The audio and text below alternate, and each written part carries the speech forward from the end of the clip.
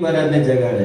હવે આપણા જીવનમાં ક્યાં કામ લાગે? જ્યારે તમારા વડીલ, તમારા ઘરના માતા પિતા, તમારા નજીકના માણસો એમ કહે કે બકા તું કરી શકે જ, મને વિશ્વાસ છે તારા પર, તો પોતાના પર વિશ્વાસ લાવવો જોઈએ આપણે. હા, જો એને મારા પર વિશ્વાસ છે મતલબ હું કરી શકું, મારી અંદર કેપેસિટી એમને જોઈ છે.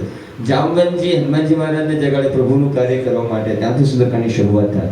પછી બાકીના પત્તાઓ છે ત્યાં હનુમાનજી મહારાજ જાગી ગયા પછી કે હવે યાત્રા ચાલુ કરવી છે, રાવણના ત્યાં જવું છે. આ બધી પોઝિટિવિટી આખી ચર્ચા છે. નેગેટિવિટી ત્યાં પૂરી થઈ અને ત્યાં પોઝિટિવિટી ચાલુ થાય. પેજ નંબર 10 ઉપર પહેલા ભગવાનની વંદના છે, શાંતમ શાશ્વતમ પ્રમેય, એવી શાશ્વત શાંતિ ભગવાન અમને આપો. એવી આપણે શરૂઆતમાં ભગવાનના ચરણોમાં આપણે આનંદ અને શાંતિની માગણી કરીએ છીએ. અને એના નીચે છે ને અતુલિત બલધામમ, એ હનુમાનજી મહારાજનો મૂળ શ્લોક છે કે જ્યારે હનુમાનજી મહારાજને વાલ્મીકીજી વંદના કરે ત્યારે આ વાલ્મીકી રામાયણમાં આ છે જે અહીંયા છે.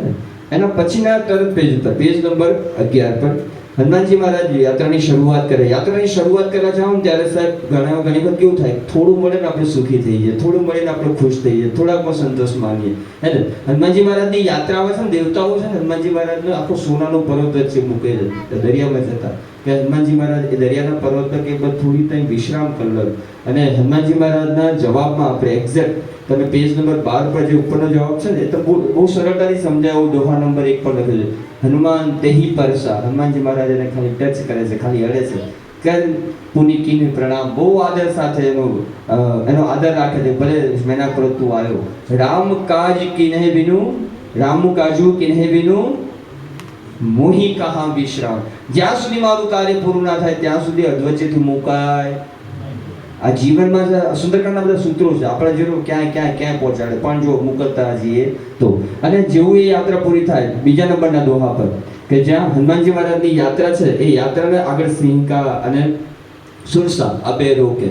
સુરસા મતલબ સુર, સા મનસા વચસા કર્મણા, આ ત્રણેયની ગતિ જ્યાં રોકાય ને ત્યાં ક્યાં આપણી ઇન્દ્રિયોના સુખમાં ક્યાંક આપણે કાર્યને રોકી લઈએ. આપણે જાત્રાને જે ભગવાન તરફની છે એમાં ક્યાં કોઈ વિરામ નહીં સાહેબ.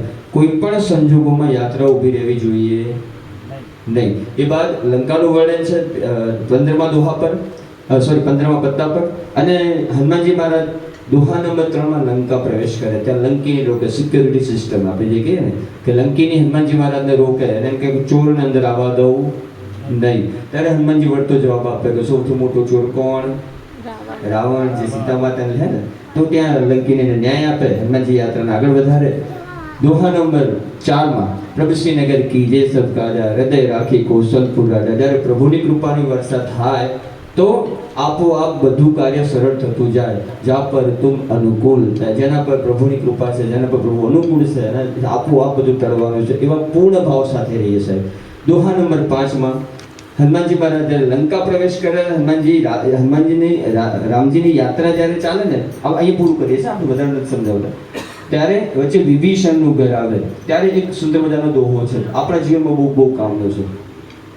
જ્યારે વિભીષણનું ઘર વચ્ચે આવે ને ત્યારે સાધુ તે હોઈને કારજ હાનિ.